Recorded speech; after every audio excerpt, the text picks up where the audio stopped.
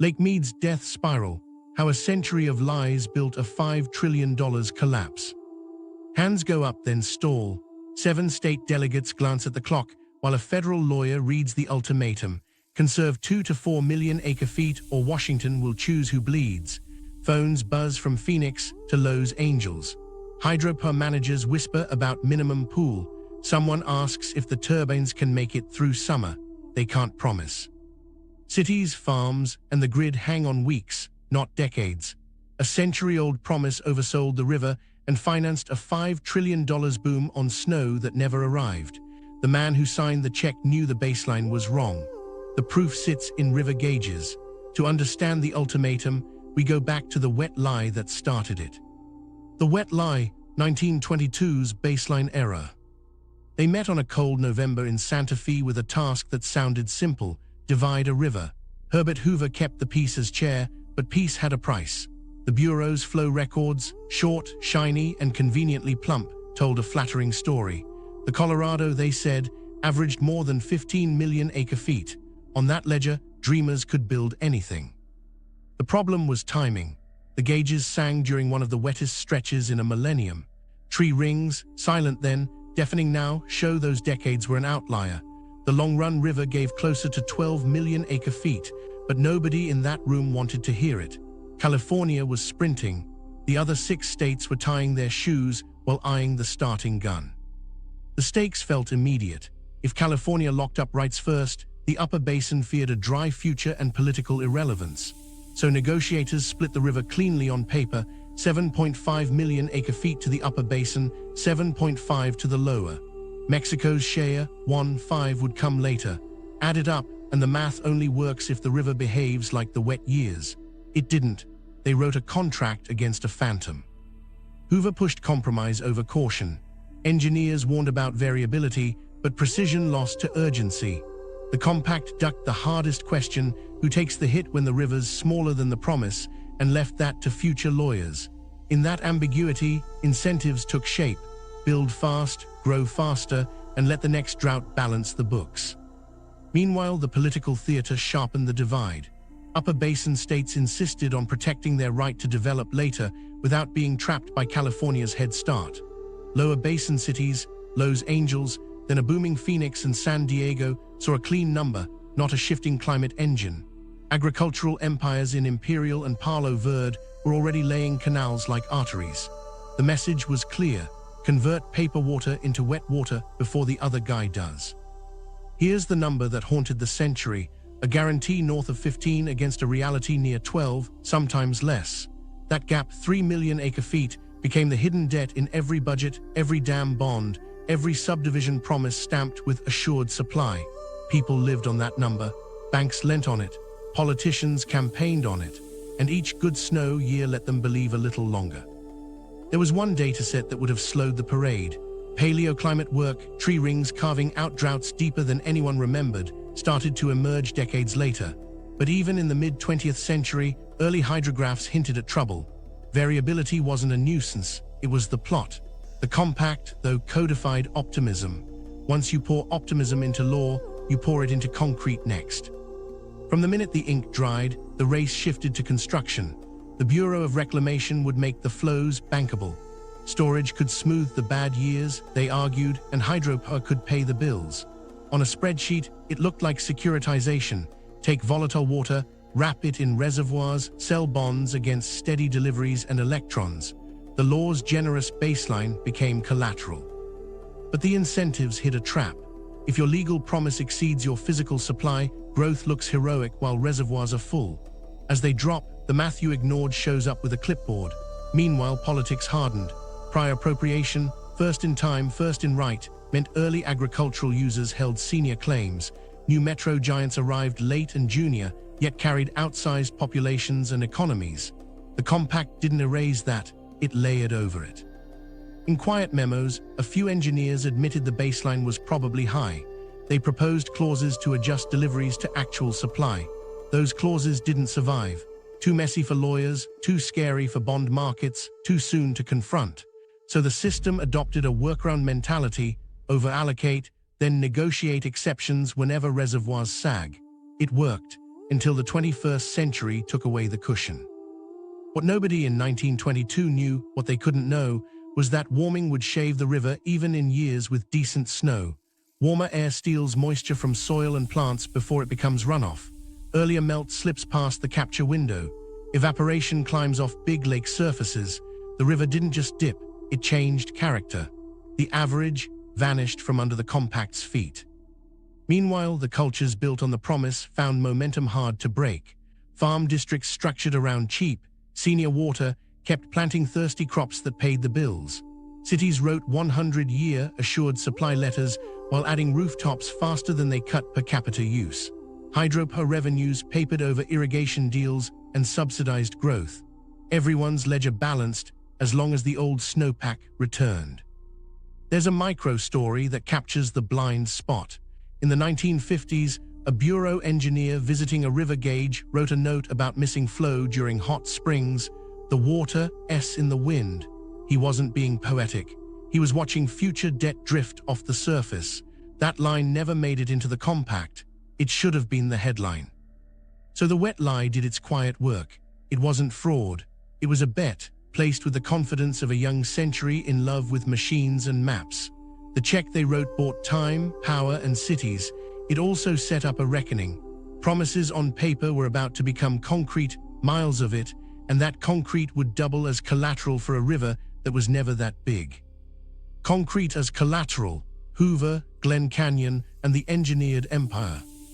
To turn a paper promise into power, they poured mountains into forms. Hoover Dam rose first, the Depression's cathedral of concrete. It caught the river in a blue fist called Lake Mead and sold the captured future as bonds and kilowatts. Glen Canyon followed, quieter but just as ambitious, stacking sandstone walls into Glen Canyon Dam and inflating Lake Powell behind it. Together, the two lakes could hold almost 4 years of the river's flow, enough, they said, to flatten chaos into a schedule. This was securitization in hard hats. Take volatile water, store it, then sell certainty. Hydropower contracts became cash flow streams, underwriting irrigation projects and urban pipelines. The Bureau didn't just build dams, it minted financial instruments. Power revenues backstopped canals like the All-American and Central Arizona project, which in turn validated new suburbs and fields. The river became an income statement, and concrete was the collateral. For half a century, storage masked the gap between promise and reality. Big winters refilled deficits, and the lakes acted like a revolving line of credit. The more dependable the graph looked, the more everyone borrowed against it. Cities pegged growth to deliveries that assumed those lakes wouldn't blink. Farm districts signed 40-year contracts at prices that only made sense if the turbines kept spinning. Inside that elegance hid a slow bleed. Evaporation and seepage carved away at the margin every hour the sun was up. At Mead and Powell, wide surfaces turned water into vapor and losses into normal. Sediment settled to the bottoms like a quiet mortgage payment you never see, shrinking future capacity grain by grain. None of it was priced into the dream, all of it was real. A farmer in Yuma opened his electric bill in 1973 and smiled. Hydropower from Hoover kept the pumps cheap. He irrigated alfalfa that week, water shimmering over furrows under desert heat. Miles away, that same river, pressed through turbines, was offsetting the cost that made his crop possible. The loop felt efficient. It was also cannibalistic. Every kilowatt paid for more delivery that demanded more storage, that lost more to the sky. Meanwhile, power contracts created political armor. Millions of people plugged into electrons born of falling water. Municipal utilities came to treat Glen and Hoover as baseload, steady, dependable, always there when the grid hummed at dinner time. Ratepayers far from the river built their budgets around cheap hydro. That made the lakes more than reservoirs. They were obligations to households that never saw a canal. Engineers read the ledger differently. They watched the head, the vertical drop that makes electricity shrink as reservoirs fell. Less head meant fewer megawatts per cubic foot. Below certain elevations, cavitation chewed at turbine blades, and minimum power pools moved from theoretical to looming. Retrofits bought a few feet, maybe a few years, but not a new physics. As levels dipped, hydropower revenue slid first, then reliability. There were warning memos about sediment load trapping in Lake Powell and Mead's bathtub rings rising. They recommended sediment bypass studies and reoperations to pulse high flows for beaches and ecology. Some experiments worked for habitat, none added water to the books. The dams had stabilized a river, but also starved it of sediment downstream, changing beaches, fish, and culture in the canyon. Stability had an ecological price, paid in sand and temperature. Finance didn't miss the upside. Bond markets loved the predictability of power sales, and irrigation districts floated debt on the assumption of continued generation. The Bureau packaged certainty, investors bought it. The federal government's full faith and credit hovered in the background, but the real guarantor was snowpack turned into head. When the snow thinned, the bonds didn't. They just carried more risk than the prospectus admitted. As cities grew, those hydropower dollars cross-subsidized deliveries that allowed lawns to creep into places where saguaros used to stand. In the policy language, hydropower paid for water development. In practice, it hid the true cost of pushing a river uphill to meet land use decisions. Cheap power made marginal water look affordable. Then demand outpaced snow. The lakes became less a buffer and more a scoreboard. Keeping turbines spinning required release patterns that sometimes favored head over storage, short-term electrons over long-term security. Emergency equalization between Powell and Mead turned into accounting maneuvers to protect minimum power pools. Each move revealed the trap: 2 dams, 1 river, and a century's worth of commitments stacked on a declining baseline. The bathtub rings on Mead and Powell turned into a ledger you didn't need spreadsheets to read. Every white stripe marked a year of debt not repaid by runoff. Marina owners tracked their docks with headaches and rope. Hydropower operators tracked their head with sleepless math. The system could still function until it couldn't. At some threshold, baseload becomes liability, and the cash register that funded the empire coughs. The engineered empire wasn't a mistake. It was a bet to buy time and create value. It worked spectacularly as long as storage could paper over allocation. But concrete can't conjure water. It can only shift it in time, and time ran out faster than the contracts assumed. When demand met aridification, the mask slipped. The law of the river, layered over steel and stone, was about to meet the river's new supply. The law of the river, paper water versus wet water. The paperwork looks like order. The river looks like improvisation. Between them sits the law of the river, a century's worth of compacts, statutes, court decrees, contracts, tribal settlements, and a treaty with Mexico, each written to calm one fight at a time. Layer them and you get clarity on paper. Put them on a shrinking river and you get friction. Start with prior appropriation. First in time, first in right. In practice, that means the people who built canals earliest hold senior claims. In the lower basin, that's agriculture, Imperial, Palo Verde, Yuma, metro giants, Phoenix suburbs through the Central Arizona Project, Las Vegas, Straw in Mead, Southern California's pipelines, arrived later. They carry junior status even if they carry millions of people. On dry years, juniors take the hit first. On really dry years, everyone argues over what first means. Arizona v. California, the Supreme Court case that formalized lower basin divisions, cemented much of that pecking order. It gave California big, senior slices tied to old projects along the river. The Central Arizona Project, built decades later, was assigned junior priority. In good times, nobody felt the hierarchy. In shortage, it's the script. CAP cuts kick in early. California shields its senior supplies. Paper water becomes a shield. Wet water becomes a weapon. Mexico's share, 1.5 million acre-feet by treaty, sits outside the domestic food fight but lands on the same river. When flows shrink, the United States still owes that delivery at the border. Minutes 319 and 323, a series of binational side deals, created a framework to share shortages and bank conservation in Mead. They also tackled salinity, the hidden blade. When the river slows, salts spike, and fields in Mexicali suffer. Obligations aren't just about volume, they're about quality, and that gets harder as the system tightens. Tribal water rights cut across the whole map. The Winters Doctrine says when the federal government created reservations, it implicitly reserved enough water to fulfill their purpose. Those rights are senior, often earlier than any state project, but for much of the 20th century, they were unquantified and underdeveloped. As settlements move forward, Gila River Indian Community, Navajo Nation agreements, and others, tribes turn paper into power. Sometimes that means building infrastructure to use water on reservation. Sometimes it means leasing to cities, acting as a lender of last resort when junior municipal supplies wobble. Either way, these senior rights move from footnote to fulcrum. The law isn't a single cliff note, it's a stack of IOUs with footnotes. Compact allocations assume a 15 million acre-foot river. Decrees assign priority within that fiction. Contracts move water across mountain ranges and balance sheets. Tribes hold senior claims, unlocking long-delayed justice. Mexico sits downstream with a treaty the United States can't shrug off. Every piece made sense when storage was fat and the 20th century looked wet. None of it erases physics when the supply shrinks. That's where evaporation and system losses, long ignored, force their way into negotiations. For decades, the lower basin delivered allocations without subtracting what the sun stole from Mead's surface or canals. The new proposals push to count those losses against users, which subtly reorders pain. Upstream, the upper basin delivery obligation to Lee Ferry, 75 million acre-feet over 10 years, looms like a metronome. If warming pulls the baseline lower, meeting that average upstream squeezes their own growth while protecting downstream paper. The accounting begins to break the minute the average disappears. Cities try to buy room with conservation. Las Vegas reuses indoor water and bans ornamental turf. Southern California builds recycling plants, pays for agricultural efficiency transfers, and eyes desal.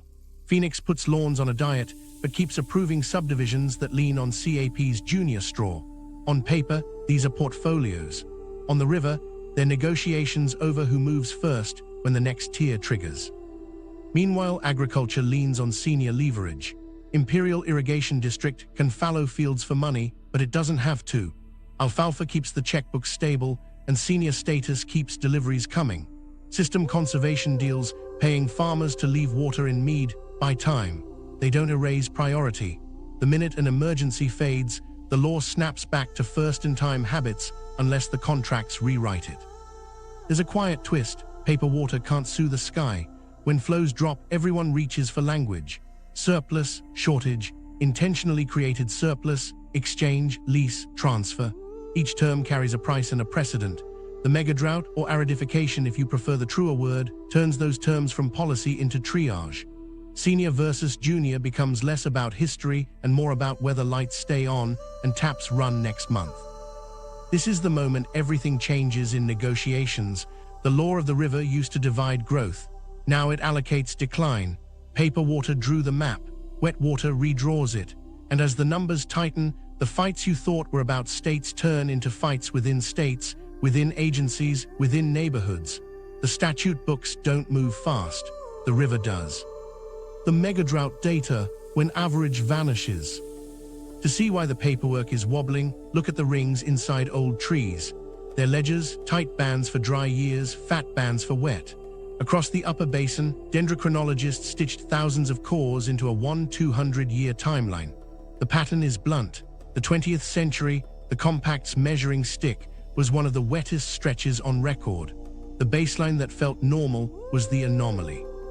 The river's long view sits closer to 11 or 12 million acre-feet, with stretches that sag much lower. Now overlay the 21st century. Starting in 2000, flows slide and rarely bounce. People called it drought, as if normal would return after a few winters. The data says something else: aridification. Warmer air increases vapor pressure deficit, pulling moisture from soil and leaves before it ever becomes runoff.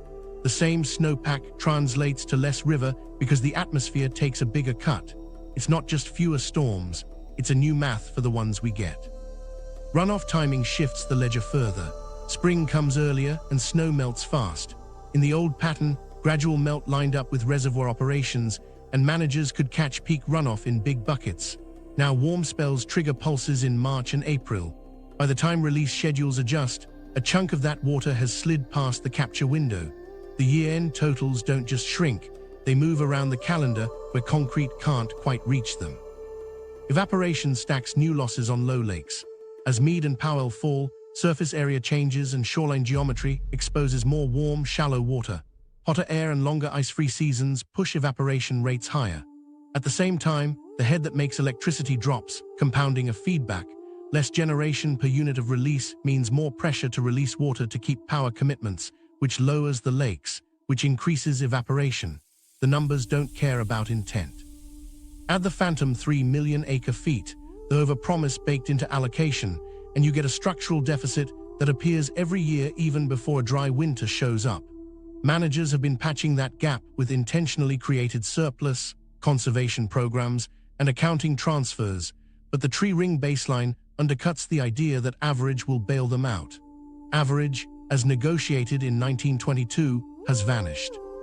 The new center of gravity sits lower, and the tails, multi-year dry spells, run longer. Here's where the science stings.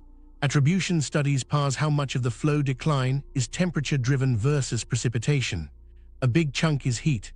That matters because you can't plan your way out of temperature with more canals. Warming amplifies every other loss: soil moisture deficits, sublimation from snow, plant demand lengthening into shoulders of spring and fall. Even a banner snowfall, like a recent fat winter, looks good in pictures but underperforms in gauges once the sun gets involved. On the ground, the signals are everywhere. Stream gauges that used to surge in May now spike in April. Meadow grasses green up early and brown out sooner. Irrigators push first water orders weeks ahead of old schedules, chasing a season that's sprinting. Managers try to adjust release curves with equalization and protected elevations, but the physics they're chasing isn't linear. The river's hydrograph is flattening and shifting right under the policy terms. Meanwhile, forests that once banked snow under shade are thinning from fire, beetles, and heat stress. Fewer trees in the right places can, in theory, yield more water. In practice, post-fire soils repel water, and floods move sediment instead of clean flow. Burn scars send muddy pulses that clog intakes and fill side canyons that Lake Powell used to occupy. The storage pool shrinks from the bottom with sediment, while the top recedes from heat, tightening usable capacity from both ends. Cities feel the timing shift through treatment plants.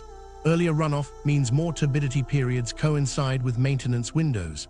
Power plants feel it through dispatch curves when Hydropower goes soft during summer peaks. Farmers feel it when delivery windows miss crop calendars, forcing either deficit irrigation or expensive groundwater pumping. Everyone still talks about annual allocations, but the pain now lands in weeks and days, not just acre-feet. The dataset that exposes the trap isn't just the tree rings, it's the combined ledger: rings, gauges, satellites. Gravity satellites measure groundwater loss across the basin, showing aquifers quietly subsidizing surface shortages. Snow telemetry tells managers the snow water equivalent isn't translating to the old runoff fractions. Reservoir mass balance confirms the slow bleed of evaporation and seepage. Together, they close the books on the myth that storage alone can tame the 21st century river. There's a detail people skip when they say mega-drought. Past mega-droughts happened in a cooler climate. Today's sits on top of warming, which shifts probabilities so that yesterday's worst case edges toward tomorrow's median. That means the policies built for bouncing between wet and dry need to shift to surviving in dry with occasional wet relief. Relief years aren't recovery, they're chances to avoid hitting critical thresholds. So the story tightens. The law of the river assumes a generous mean. The engineered empire depends on catching melt and selling head. The climate is moving the goalposts while lowering the field. The result is a permanent shortfall that can't be erased with one wet season or one deal. Deficit spending in water looked like growth, while the lakes buffered reality. Without that buffer, the math turns into a spiral unless demand steps down to the new river. Lake Mead, Lake Powell, the disappearing balance sheet. Managers used to talk about tiers in quiet meetings. Now the tiers run headlines. Lake Mead's elevation crosses 1,075 feet and a shortage decree fires. At 1,050, deeper cuts. At 1,025, maximum lower basin reductions and emergency consultations. Everyone pretends those numbers are policies. They're tripwires. Each trigger reveals how far the balance sheet has shrunk and how much of the river's principle was actually borrowed time. Behind the jargon sits a simple fight. Keep water high enough in Powell to make power and deliver to Mead, and keep water high enough in Mead to feed the intakes and honor contracts. The two lakes trade favors through equalization, like a family moving money between accounts to avoid overdraft fees. When Powell sags toward minimum power pool, releases tighten to save head. When Mead threatens the next shortage tier, pressure rises to send more down. The same 10 drops serve two crises. Minimum power pool used to be an engineering phrase. Then Glen Canyon's 3,490-foot line showed up in nightly briefings. Below it, turbines cough and the grid loses a steady block of low-cost power across 6 states. Operators installed wide-head turbines to squeeze a few more feet of generation, but the physics is stubborn. If Powell slips below bypass elevation, water can still be released through outlet works, but fragile ecology below the dam takes a hit, and every cubic foot moved is a cubic foot unavailable for recharging storage. On Mead, Deadpool is the cliff no one wants to say aloud. At roughly 895 feet, gravity can't push water through Hoover to the river below. Long before that, municipal intakes get nervous. Las Vegas built a third straw deeper in the lake to avoid the doomsday line, but most of the lower basin system wasn't designed for a reservoir that sits that low for that long. Hydropower fades first as head drops. Intake hydraulics follow. To buy time, managers embraced accounting maneuvers, intentionally created surplus credits, system conservation purchases, and emergency releases from Powell when snow disappointed. On paper, these moves keep turbines spinning and taps open. On the water, they shuffle risk. Reclamation's modeling runs, pages of spaghetti plots, showed scenarios where both lakes chase each other down.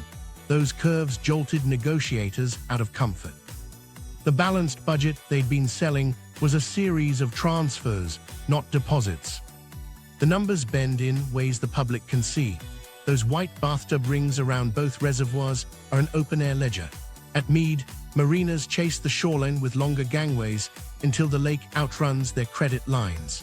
A marina owner near Colville Bay marks his last season with a Sharpie line on a shop wall. He's not reading a policy document, he's reading the lake. Meanwhile, a hydropower operator at Hoover watches the head gauge like a heartbeat monitor, calculating how many megawatts fall away with every foot. Deadpool talk sparks triage politics. Could a pipeline pull water from Powell to bolster Mead? Technically, releases already do that. Powell feeds Mead through the Grand Canyon. The debate is about accelerating transfers, building dedicated conveyance, or reoperating rules so Mead holds more at Powell's expense. Upper Basin states sea theft. Lower Basin uses sea survival. Engineers sea losses. Every extra mile of movement invites evaporation. Every new surface invites heat to take a cut. Equalization decisions turn into human stories fast. In a tight year, Reclamation orders additional Powell releases to stabilize Mead's elevation and delay the next tier. Upstream, outfitters on Lake Powell watch bays turn into mudflats. Downstream, municipal utilities breathe for one more summer. The following winter underperforms, and both reservoirs end lower than if no equalization had been ordered. The next meeting starts with fewer options. When power slips, the grid pays. Glen Canyon and Hoover don't just light up casinos and neighborhoods, they stabilize rural cooperatives and tribal utilities with cheap, predictable energy. As levels fall, replacement power comes from gas peakers at higher cost and higher emissions. Ratepayers see it on bills. Water agencies feel it in pumping costs. The feedback loop clicks. Pricier energy makes moving water pricier, which pressures agencies to push for more releases to avoid even pricier alternatives. Proposals to replumb the system keep surfacing. A dedicated conduit around Glen Canyon's turbines could increase low-head release capacity and preserve deliveries when power stops, but the cost is enormous and the ecological risks downstream are real. Sediment bypass concepts could help preserve some storage by routing silt, but that doesn't add water. Reoperating high-flow experiments to rebuild beaches improves habitat and tourism. It doesn't change the ledger. There's a detail in the Mead balance sheet most people never see: canal evaporation and seepage on deliveries to farms and cities. For years, those losses weren't charged against users in the lower basin. As levels drop, counting them becomes a live issue. If losses are priced, the lower basin's true demand balloons on paper and pressure increases to cut. If losses aren't priced, everyone else pays through falling storage. Accounting isn't neutral, it moves water. Meanwhile, the federal government plays referee with a cattle prod. When reclamation warned in 2022 and 2023 that 2 to 4 million acre-feet had to come out of demand, the message was aimed at these reservoir trajectories. The agency's 24-month studies don't lie politely. If projected elevations cross certain lines, mandatory actions follow. States argue frameworks. The models just keep marching feet downward unless inflows surprise. The disappearing balance sheet isn't just a hydrology lesson. It's a confession of decades of deficit living smoothed by big buckets. Mead and Powell can still buy time. They can't print water. The tears are the grace notes remaining in a score that's shrinking. And each time a trigger clicks, the question gets sharper: who cuts, how fast, and what gets protected when the next foot disappears. Agriculture's leverage: alfalfa, almonds, and senior rights. When the cuts come, all eyes drift to the greenest fields in the hottest deserts. That isn't an accident, it's design. The early builders carved canals to desert floodplains long before metros stacked glass towers inland. Prior appropriation rewarded those early shovels. Imperial, Palo Verde, Yuma, district names that read like water passwords, sit on senior rights older than most city charters. In shortage, senior means leverage, and leverage means options others don't have. Walk a ditch in Imperial in July and you'll meet alfalfa. It's not glamorous, but it's dependable. It drinks a lot, grows fast, and feeds cows across the West and through export hay across the Pacific. Cheap senior water makes the math work. The paradox is blunt. In a shrinking river, one of the biggest single uses is a crop with low dollar value per gallon, but high reliability for farmers' balance sheets. That stability buys tractors and payrolls. It also locks the system into high baseline demand. Critics point to almonds in California's other watersheds to argue about thirsty crops, but on the Colorado's lower mainstem, alfalfa is king. Replace it with lettuce. The cooling, labor, and market risks are different. Switch to drip and save the river? Not quite. On-farm efficiency tightens the field budget, but system-wide savings slip if return flows drop. Water that once seeped back to drains, and the river can vanish when every root zone is laser-tuned. Downstream users who counted on that seepage feel the saved water as a loss. That's the hard physics behind the feel-good headline. Drip lines look like salvation on a farm tour. Basin math says otherwise. Efficiency without retiring acreage often shifts timing and location, not total consumption. Meanwhile, canal seepage that once recharged shallow aquifers becomes a memory, wells drop, pumps run longer, and power bills climb. The basin pays twice: less return flow, more energy burned. So why not pay farmers to stop? Fallowing is the word that changes the room.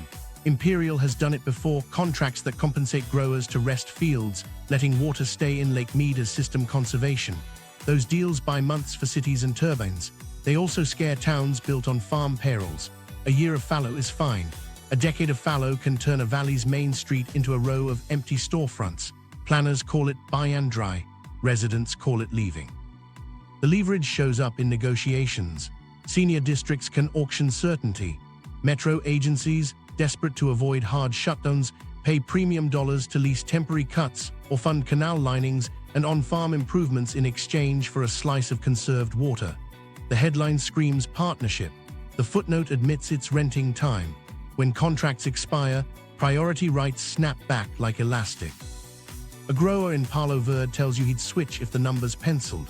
Maybe replace a portion of alfalfa with seasonal crops that drink less in peak summer. But his bank likes predictability, and his delivery schedule is tuned to perennial hay. He points to a paper taped inside his shed, a ladder of water rates, credits, and penalties tied to conservation programs. He knows every rung. He also knows that, when shortages deepen, his senior right outlasts the subdivisions an hour away. That isn't bravado, it's law.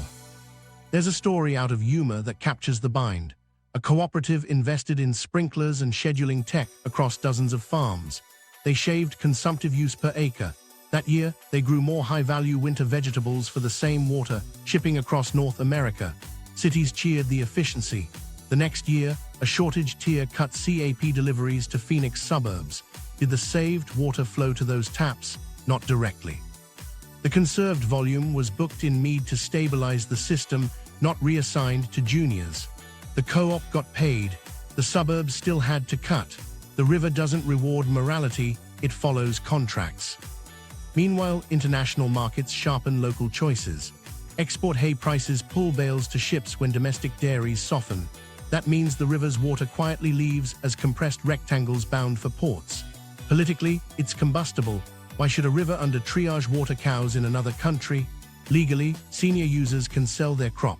Unless contracts redefine beneficial use, in a hotter century, the trade sticks. Could redefining beneficial change the calculus? Some argue yes. Privilege crops that feed people over crops that feed livestock, favor seasonal rotations that flex with supply, or tier water prices to nudge choices. Others warn that tinkering with that cornerstone invites endless litigation. Regardless, money is already doing the nudging. System conservation payments, tiered farm rates, and drought surcharges are soft tools to move hard priorities. Then there's groundwater, the hidden reserve many farm districts lean on when surface deliveries wobble. Pumping fills gaps, but aquifers aren't bottomless. In parts of Arizona and California, off the main river, dropping water tables add a time bomb to the farm ledger. Subsidence buckling canals, salinity creeping, energy costs rising. Senior surface rights don't immunize wells from physics. The food security argument doesn't vanish under pressure. Those winter vegetables out of humor keep shelves stocked when northern fields are snowed in. Hay feeds regional dairies and beef operations. But the basin's shortfall demands trade-offs. Which acres matter most in July? Which crops justify summer water at 115 degrees? Who pays growers to shift planting windows or rest the hottest months? That's triage in plainer clothes. Agriculture's leverage isn't just law, it's logistics. The canals, headgates, and work crews already exist. Cities that want quick cuts can't build a recycling plant in a summer. They can write a check to a district and see conserved water show up as a Mead credit by fall. That speed keeps seniors central to every rescue plan. Here's the quiet truth. The basin can't close the gap without agriculture, not because farmers are villains, but because that's where the senior scalable volume sits. The question isn't whether farms cut, it's how they're paid, how communities are protected, and how contracts keep conserved water from leaking back into new demand. Cities thought conservation alone could solve it. Growth kept winning. Now, senior rights hold the lever, and the price of time is written in Alfalfa.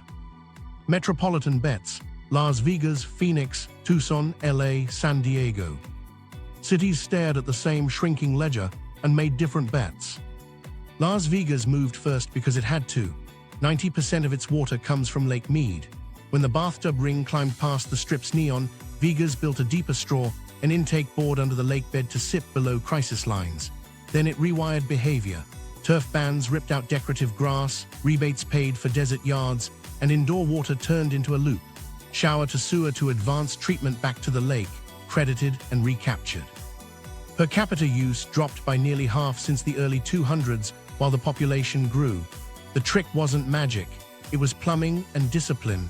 Vegas still lives on a junior slice, but it rings that slice harder than anyone. Phoenix rode optimism longer. The Central Arizona Project's Blue Canal arrived like a moving promise, and suburbs fanned out on assurances stamped 100-year supply. The fine print said many of those supplies were CAP water with junior priority. When shortage tiers hit, CAP cuts land early. Developers didn't design cul-de-sacs for curtailments. So the metro stitched a patchwork. Groundwater credits banked in aquifers during wet years, reclaimed water for parks and data centers, agreements to wheel water across districts. Conservation cut per capita demand, but rooftops multiplied faster. The bet was that portfolios and growth could outrun priority. Then the state paused new subdivisions in parts of the Phoenix AMA, acknowledging the groundwater math didn't pencil. Assured supply suddenly wasn't assured. Tucson took a quieter path. It leaned into recharge decades ago, pushing treated Colorado River water into sandy basins to store underground. That banked water buffers drought and shields against CAP volatility. Residents accepted desert landscaping earlier, and the city's purple pipe system moves reclaimed water to golf courses, parks, and industry.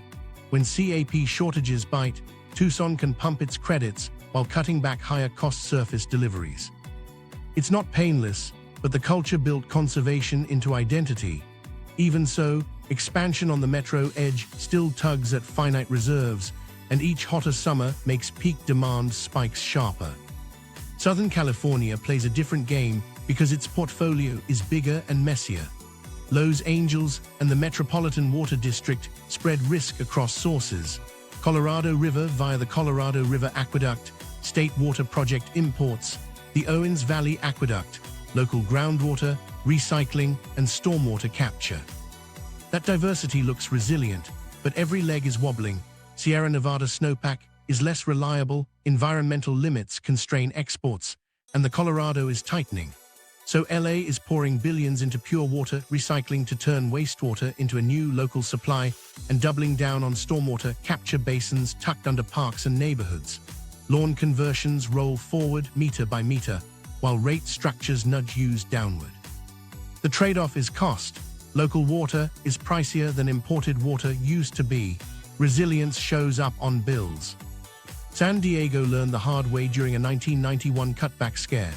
It bought independence, piece by piece, long-term transfers from Imperial Irrigation District tied to canal lining and farm efficiency, the nation's largest seawater desalination plant at Carlsbad, and a fast-growing potable reuse program.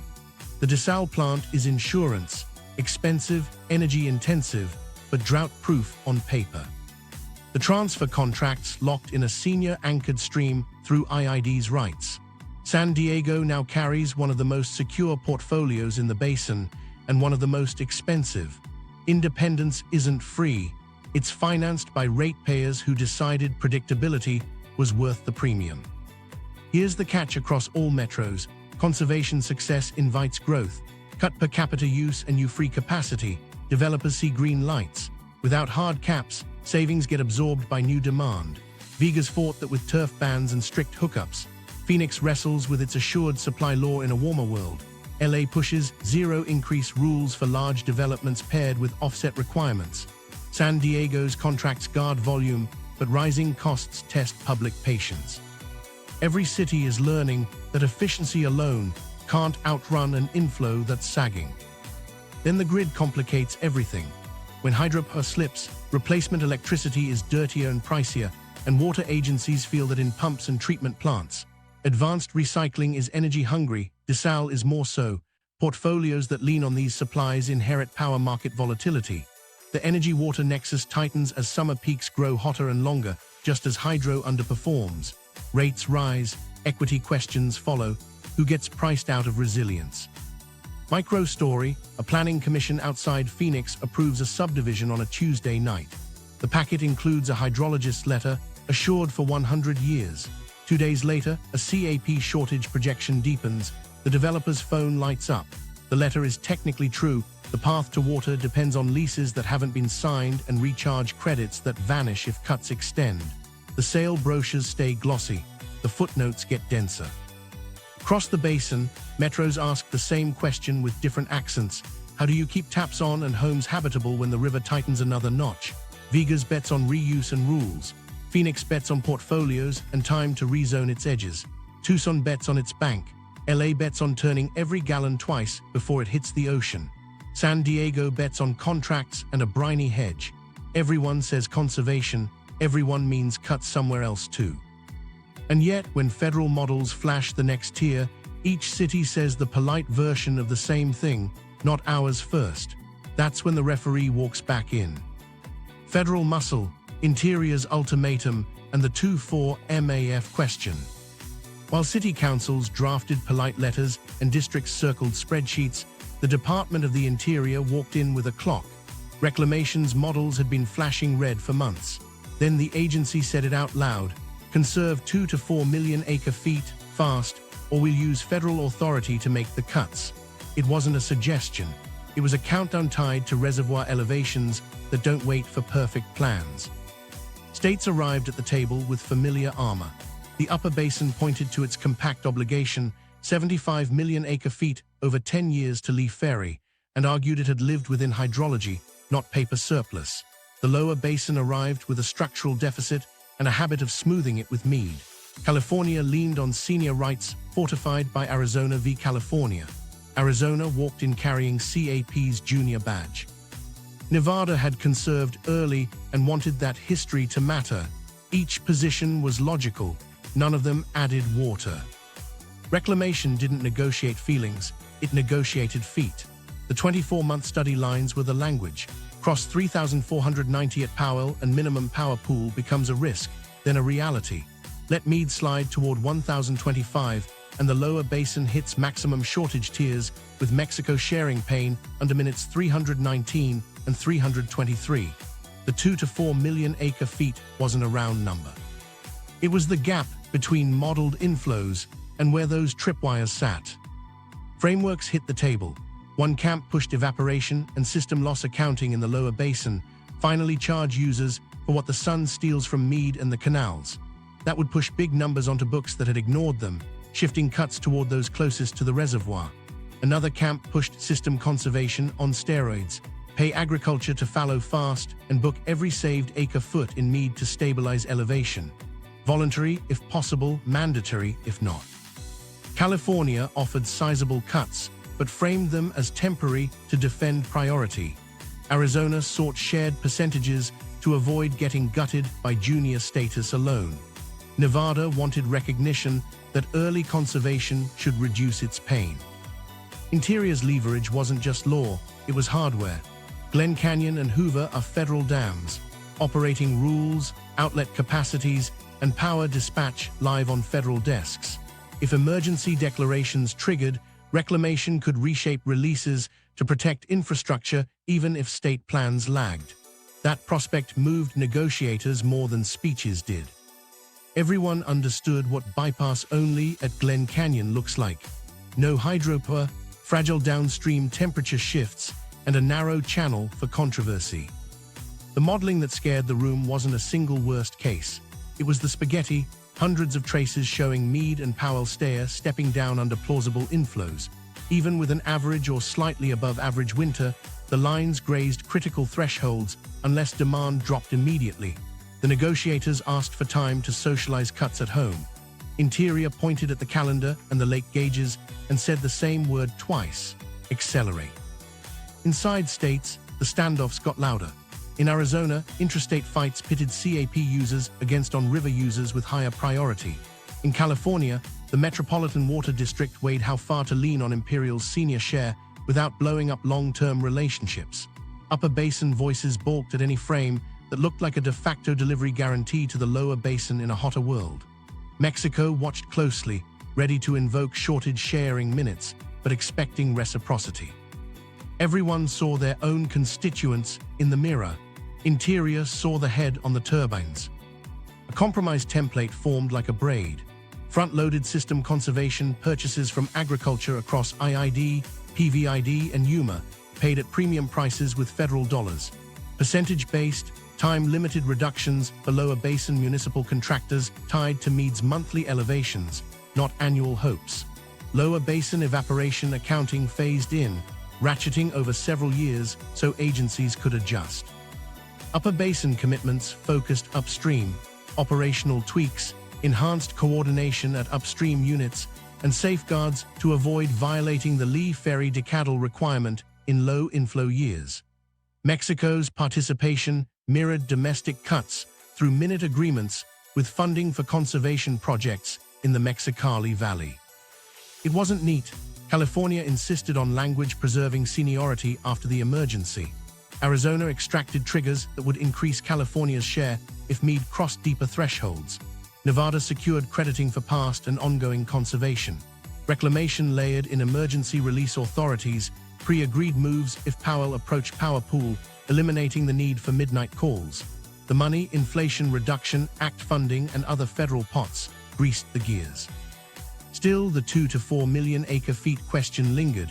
Could voluntary dollars buy that much, that fast? Early numbers said no without mandatory backstops. Interior's ultimatum kept the blade above the table. If savings lagged the modeled curve, the Secretary could impose additional, proportional cuts to protect infrastructure. That clause changed phone calls back home. Then a single water year arrived slightly above normal. Relief swept headlines. Interior didn't blink. The modeling still showed Mead and Powell skimming peril in following years. The ultimatum stayed, framed as a bridge to post-2026 rules that would align allocations with the new hydrology, count evaporation basin-wide, and explicitly integrate tribal rights and binational commitments. It was a promise and a warning. buy time now, rewrite the deal next. Unknown to many at the table, the strongest senior claims weren't state agencies. They were tribal nations ready to assert rights long sidelined. Their seat was next. Tribal water rights, the unpriced senior share.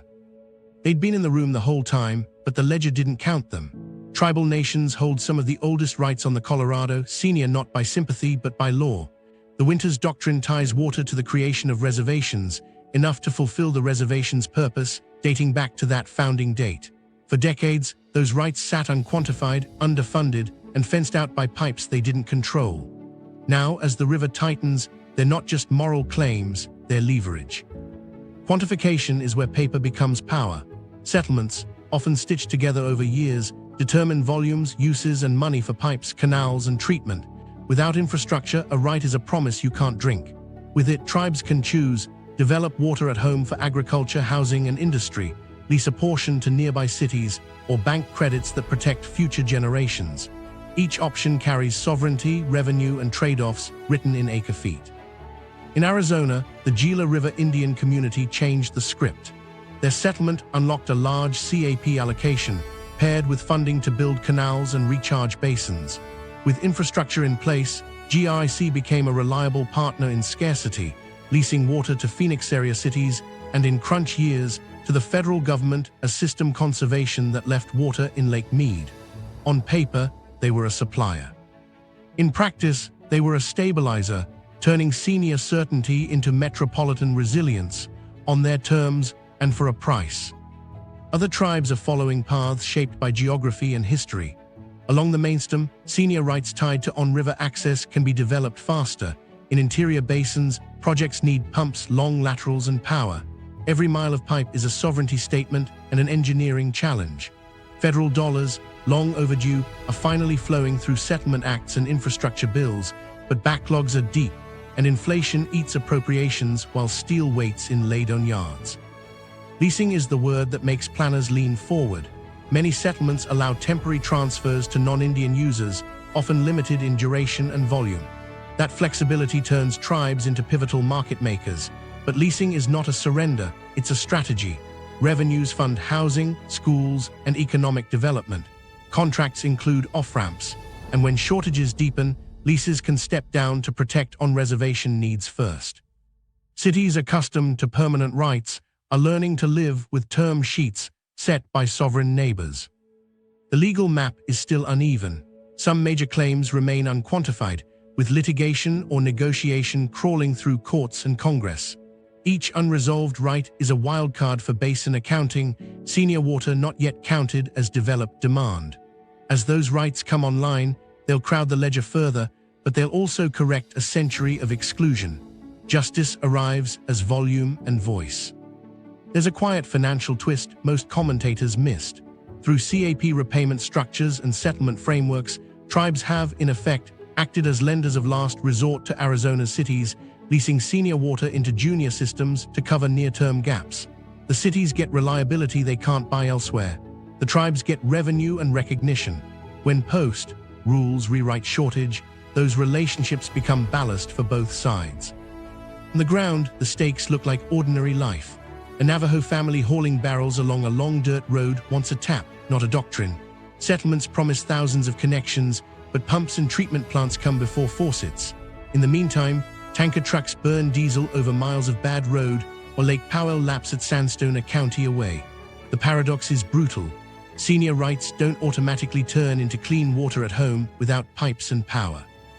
That's where Hydropower's slide cuts twice. Tribes that rely on federal hydro, through allocations or low-cost contracts, feel rate shocks first. Rising power costs hit pumping and treatment budgets, slowing the very build-out needed to use their rights. The energy water loop the basin created decades ago now pinches the communities that waited the longest to be served. Culturally, this isn't just infrastructure. Rivers carry stories, ceremonies, fisheries, and livelihoods. Flows timed for turbines often clashed with spawning runs and traditional practices. Tribes pushed adaptive management at Glen Canyon, temperature control, flow regimes, and beach building pulses to protect sacred places and species like humpback chub. Those winds didn't add water, but they asserted a different metric of value. Future operations that count every evaporated acre-foot will still have to count culture.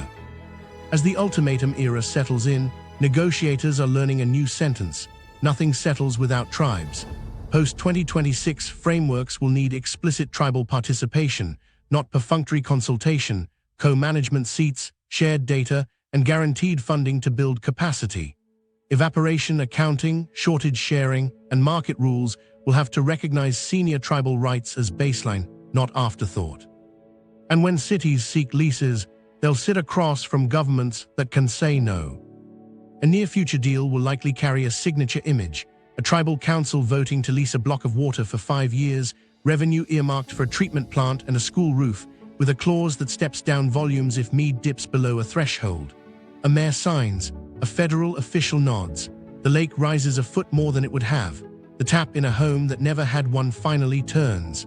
The unpriced senior share just got priced by the people who own it. Mexico's stake, minute deals and salinity knives. Follow the river past Yuma, and it crosses a line on a map, but not in reality. Mexico's claim isn't charity, it's a treaty, 5 million acre-feet year after year. When the United States squeezes the system, the obligation keeps flowing through the concrete throat at Morelos Dam. But the water arriving at the border carries 2 riders: shortage sharing and salt.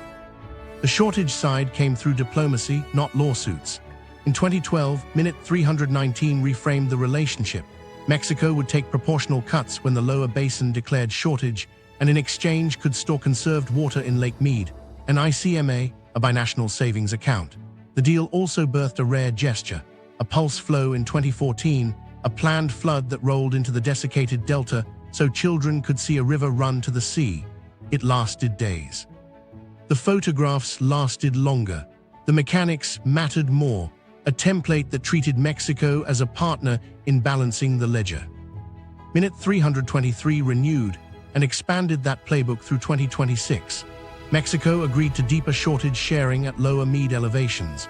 The United States, states, and water agencies funded conservation in the Mexicali Valley, lining canals, modernizing turnouts, switching to drip where it made sense, so some of the saved water could sit in Mead, lifting the reservoir by inches that meant megawatts and municipal intakes. Those inches bought time for both sides of the line. Then there's the salt. As flows decline and return flows concentrate, salinity rises. In Mexicali, that translates to leaf burn, soil crusting, and lower yields on crops that anchor family incomes. The United States learned this the hard way decades ago, when a diplomatic crisis over salty deliveries led to the 1973 Minute 242 and a salinity control program that now bleeds money through gypsum piles and bypass drains. In a hotter century, keeping salts in check gets tougher as the river slows. A treaty measured in volume quietly becomes a treaty measured in quality. On Mexican farms, the math shows up in ditch water that tests high on summer afternoons. A grower running onions watches stand counts fall after a heat wave. He flips through a notebook of EC readings and delivery times, trying to dodge the worst hours. He's not gaming international law. He's chasing a moving line where water crosses from helpful to harmful, knowing that upstream choices and temperatures set the range. Binational projects try to stretch options. Canal lining reduces seepage, but it also reduces incidental recharge for nearby wells. Desalination in the Sea of Cortez sits on whiteboards: turn brackish or seawater into a supplement for Mexicali, trade a portion upstream. But the price tag, energy draw, and brine disposal politics make it an insurance policy, not a fix. Small coastal pilots advance. A full-scale plant that replaces a significant slice of the treaty remains a future headline. Delta tells the moral. Once a vast, green mosaic of cottonwoods and marsh, it shrank to salt flats with remnant pockets of life. Pulse and base flows funded under the Minutes stitched back a few ribbons of habitat, enough to bring birds and fish to places they'd abandoned. Local communities became the stewards, clearing invasives, planting willows, guiding school trips where a river used to be normal. Every acre-foot allocated to life downstream is an acre-foot not available to cushion Mead. That trade isn't simple, it's a mirror. Politics adds heat. In the United States, some ask why Mexico should store water in Mead when domestic users are cutting. In Mexico, some ask why U.S. agencies should shape Mexican irrigation upgrades to bank water for Arizona and California. The answer, in the minutes and in practice, is reciprocity. When Mead rises, everyone's cliff moves back a step. When a conservation project pencils, the checks clear both ways. If trust holds, the next minute will reach past 2026 with tougher terms and bigger dollars. And when trust wobbles, the river enforces deadlines. If Mead flirts with 1025 or Powell with Power Pool, the treaty's shortage tables kick automatically. No speech changes the spreadsheet. That's why Mexican negotiators keep one eye on U.S. court fights and the other on turbidity at Morelos. Their stake is existential and proximate. Cities in Mexicali, fields in the valley, wetlands in the delta, all tied to a flow that others promised away a century ago. The binational ledger is the same river. The knives are in the salts and the calendar. Hydropower unraveling from baseload to liability. For decades, Glen Canyon and Hoover sat in utility control rooms as the safe answer. Dispatchable, cheap, and steady, hydropower you could count on while gas plants ramped and solar slept. Then reservoir levels slid, and the qualities that made hydro the grid's backbone turned brittle. Start with the head. Electricity from a dam depends on the vertical drop between lake surface and turbine. As Powell and Mead fall, each cubic foot of water produces fewer megawatt hours. Operators feel it first as thinning margins, same release, less power, tighter budgets. Drop far enough and cavitation, the formation of vapor bubbles that pit metal, forces conservative operations or expensive maintenance. Retrofits at Glen Canyon brought a little tolerance across a wider head range, but they didn't rewrite the math. Below minimum power pool, turbines go quiet. Water can still pass through bypasses, but electrons stop, and so does a major revenue stream. That revenue mattered. Power sales funded dam operations and sent dividends to irrigation and river programs across the West. Rural electric cooperatives and tribal utilities leaned on those low-cost megawatts to keep rates stable. When generation slips, those entities must buy replacement power from peaker plants or tight regional markets during summer heat. The price jump is immediate. A co-op that once paid a calm, predictable hydro rate now faces spiking spot prices just as air conditioners roar. Bills rise, arrears increase, and the utility trims elsewhere: maintenance, vegetation management, community programs to keep the lights on. The feedback is rough. Water agencies pay more to pump and treat when wholesale electricity costs surge. That makes imported water and advanced recycling more expensive at the moment conservation demands expand. A district that planned a big push into potable reuse runs its pro forma again and sees red ink unless rates rise. The same district is asked to cut demands on the river to protect the very reservoir levels that would keep hydropower cheap. Every lever pulls against the others. Meanwhile, grid planners lose options. Hydro isn't just energy, it's flexibility. Spinning reserves, frequency response, black start capability. When the grid needs a kick to recover after outages, dams quietly provided those services. As head shrinks, operators must choose between preserving flexibility or chasing energy revenues. In scarcity, neither looks good. Gas plants can mimic some services, but fuel prices and emissions turn those choices into policy fights layered over engineering. Communities at the end of the line feel it fastest. A tribal utility that long relied on federal hydro allocations sees its wholesale rate adjusters climb. Households already stretched by heat-driven cooling costs face higher bills just to keep water moving to taps. If a deep shortage forces Glen Canyon into bypass-only operations, the shock ripples through 6 states. Municipal bills inch up, agricultural pumping budgets swell, and some industrial customers delay expansions because power contracts look wobbly. There's a human beat in control rooms. At Hoover, an operator watches lake elevation tick down 1/10 of a foot at a time during a heat dome. Dispatch calls ask for more output to stabilize a sagging line into a Vegas neighborhood. He does the math, head versus flow, and shakes his head. Every extra megawatt costs a little more storage that won't be there in August. He asks for permission to hold, gets a reluctant yes, and knows someone else will burn gas to fill the gap. Fixes arrive with fine print. Turbine upgrades squeeze efficiency at low head, but only within narrow bands. New transmission can import wind and solar from elsewhere, but siting and timelines stretch years. Batteries replace some flexibility, not seasonal energy. Sediment management might preserve storage volume, it doesn't conjure runoff.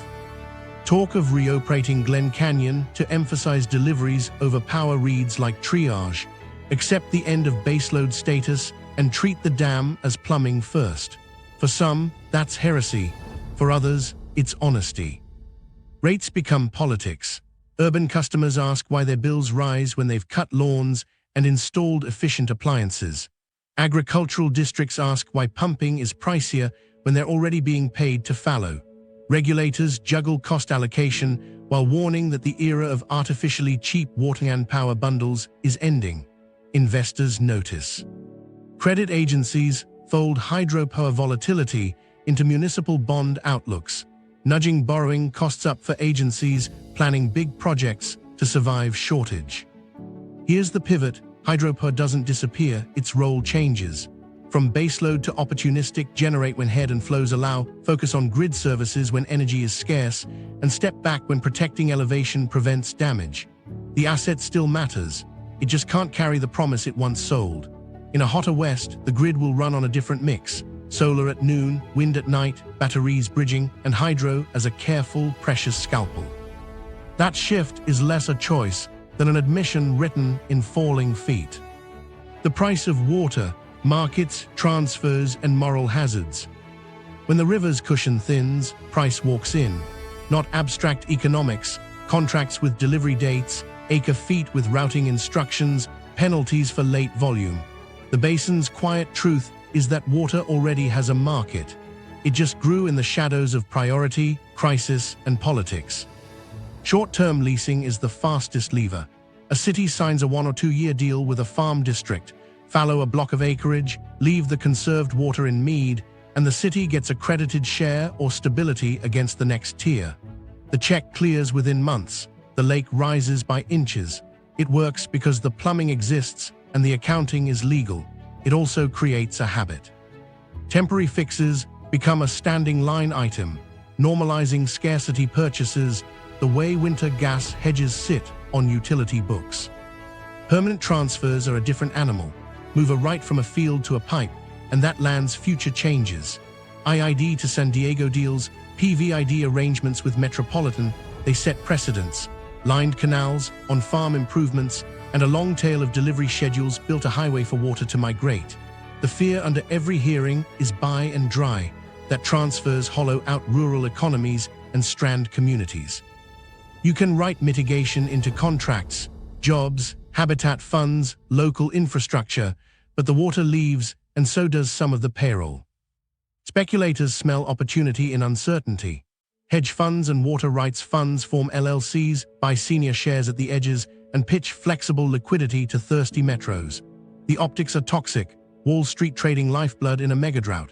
The legal question is sharper. Should a market that decides which neighborhoods grow be steered by the fastest money?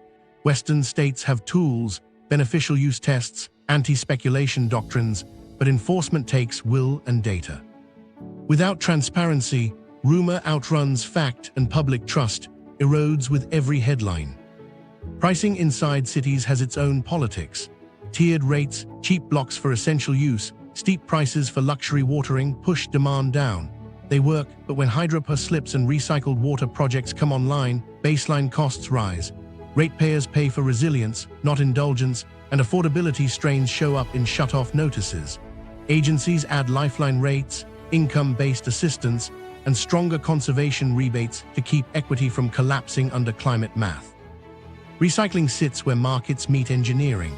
Indirect potable reuse, treat to high standards, return to a reservoir or aquifer, pull it out later, turns wastewater into a reliable source. Direct potable reuse collapses the loop, treat and send to taps. Contracts appear, long-term offtake agreements for advanced purified water, wheeling deals across agency boundaries, crediting frameworks with state regulators. Every gallon reused is a gallon not bought from a farm, until growth eats the savings.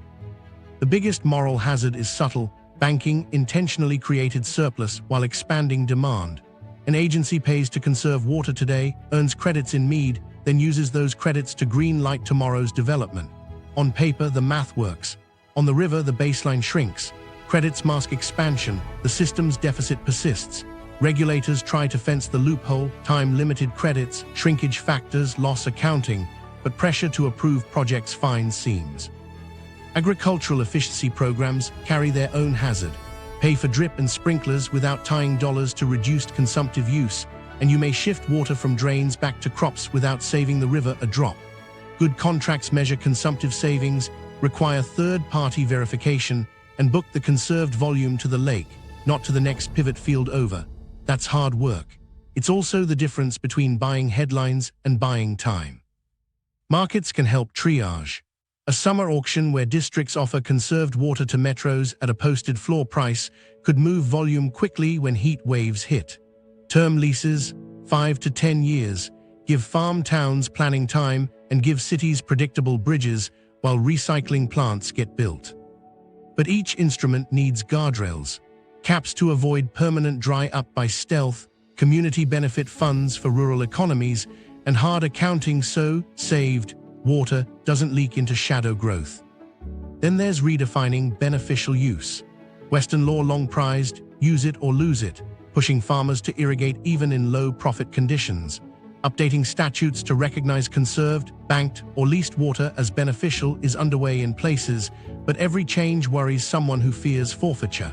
Get it right, and conservation scales. Get it wrong, and litigation freezes progress for seasons the river can't spare.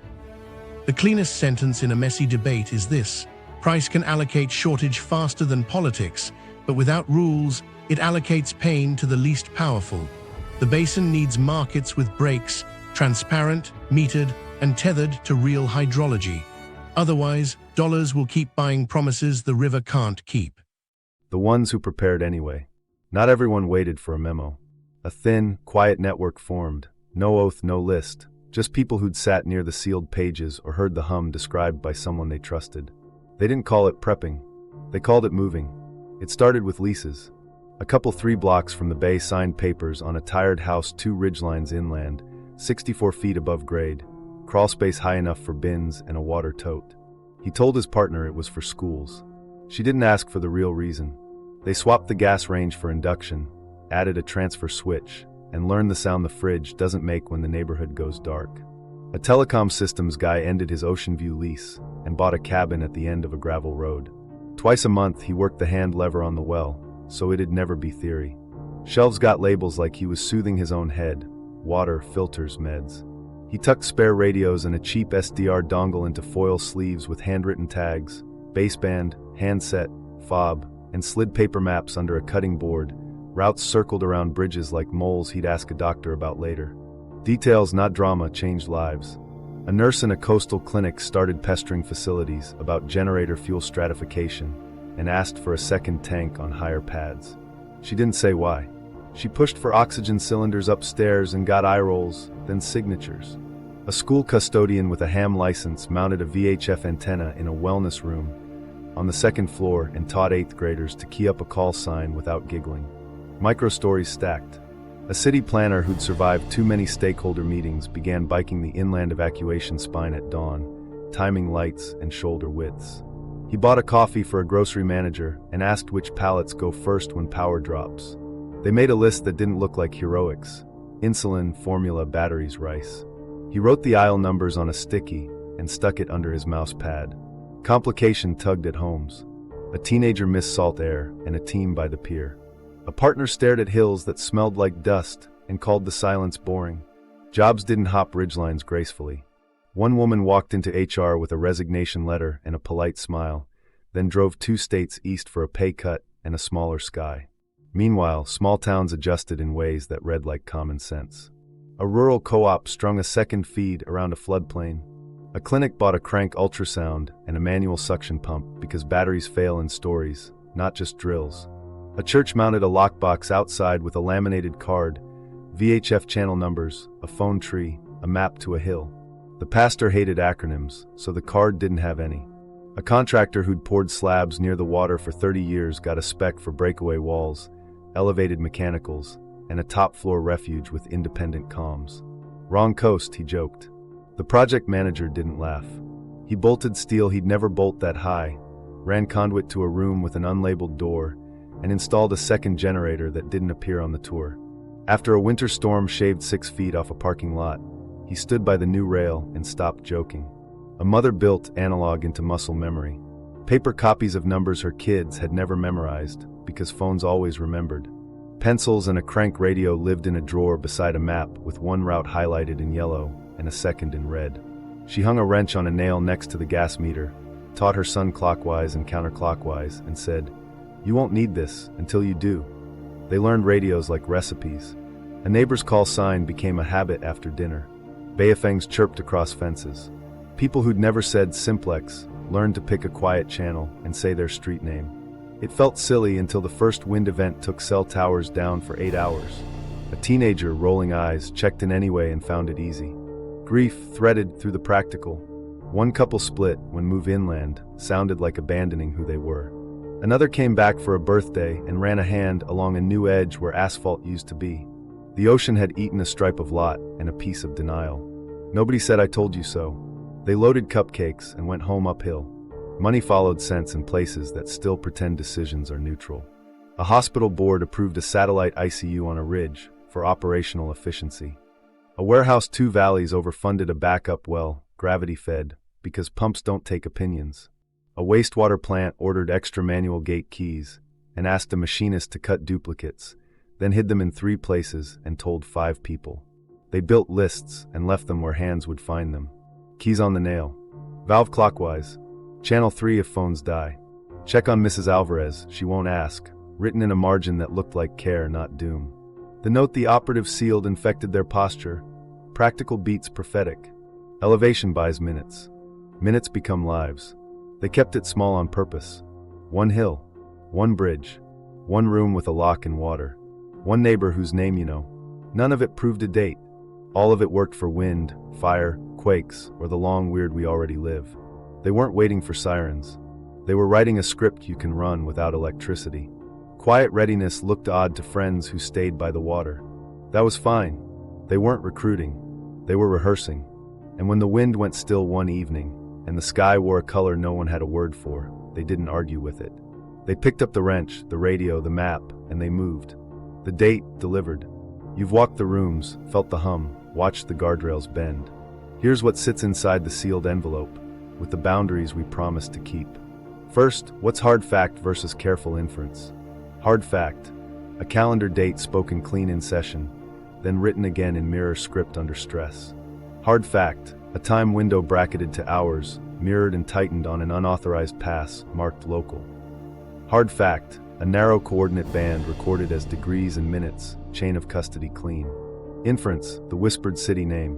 Inference, the coupling path from auroral curtain to shelf resonance to basin amplification. We'll say exactly where contested belongs. The date, November 5th, 2026. He said it without hunting. He wrote it backward like he didn't want his own eyes to catch it. The window, 1430 to 1710 local, halved on the mirror pass to center near 1540. He bracketed it like breath marks, then shaved the edges as if the Earth's rotation had hands. The coordinate band, 44.8 degrees to 45.5 degrees north, 123.6 degrees to 124.4 degrees west. That lays over the mid-latitude Pacific Northwest coast. Not an address, an arc chain of custody is boring until it isn't.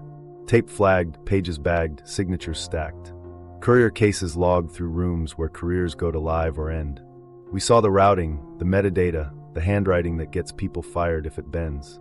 None of that makes the future a railroad. It makes the record real. Now the caveats that keep this honest. Project Stargate's declassified protocols warn against unverifiable future tasking, viewer welfare, expectation contamination, data integrity. This violated those cautions. The team understood the risk and documented it anyway. Geophysically, subduction tsunamis on the Cascadia margin are a matter of when, not if, in state and federal planning. Space weather coupling to ocean resonance is plausible in mechanism and thin in proof at event scale. Younger dry as impact talk. Contested. We used it for abruptness, not as a pillar. What the coordinates imply is ugly and practical. Ports sit low by design, they fail first. Grids near salt blink early. Hospitals that bet on diesel at elevation win minutes. Those that didn't lose before surge. Inland river corridors become roads. Bridges filter who lives where after. This is already in Cascadia playbooks. Months-long outages, vertical evacuation, lifeline corridors. His bracket doesn't invent the risk. It collapses the timeline. Policy consequences are why the date got buried in a safe. A month stamped to a coast moves markets, mortgages, and elections. Insurance flees. Lawsuits bloom. Who knew when and why didn't they warn? So they picked the anesthetic, distraction up top, steel inland below. You can hate the ethics and still see the logic. False alarms scar trust. Misses scar people. What do you do with a Tuesday at 1540 that may never arrive? You treat it like a drill with stakes. If you're inside that band on low ground, identify 2 walkable hills, time both. Know which bridge stands and which shoulder collapses. Keep water that doesn't need power. Put a crank radio and paper maps where your hands can find them in the dark. Label shutoffs, hang the wrench. If the sky hangs a copper curtain and wind feels held, you climb now. Not after sirens, not after a text that might never land. If you're inland, you're not an audience, you're a link. Clinics need oxygen and fuel on the second floor. Warehouses need pallet orders that start with insulin, formula batteries. Churches need keys and a laminated radio channel card. Amateur radio nets need names, not just call signs. We go dark before we get wet isn't doom, it's sequence. If nothing happens on November 5th, 2026, you didn't waste a life. You hardened for fires, storms, quakes, and the long weird that's already here. If something moves, the boring work buys breath. That sealed note he left wasn't prophecy, it was instructions. Keys on the nail, valve clockwise, channel 3, check on the neighbor who won't ask. He wanted to be useful. That's the posture. We're not asking for belief. We're asking for posture. The record is clean. The mechanisms are documented. The coupling claim is plausible and not proven. The coordinates point to a coast already planning for a wall of water on a longer clock. The date shrinks.